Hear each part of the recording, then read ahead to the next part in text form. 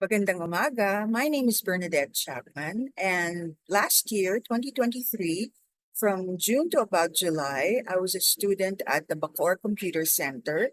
I took up a 5-day course for office productivity and another 4-day course for graphics design. Malaki po ang naitulong sa akin yan. Kung hindi niyo po naitatanong, dati po akong OFW na nawalan ng trabaho ng pandemic.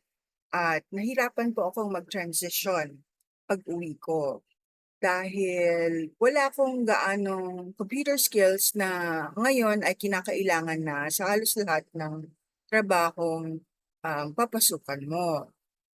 I did have some knowledge of computers pero hindi ko nagamit sa dati kong trabaho at marami ng updates na hindi ko alam. Thankfully, merong program na ganito, ang local government, at nakapag-aral ako.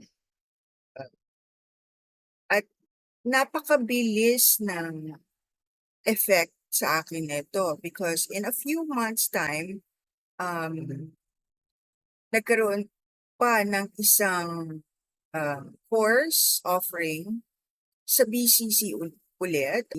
At kung hindi ako nakapag-aral ng Office Productivity Program at ng graphics design, maaring hindi ako napasali doon.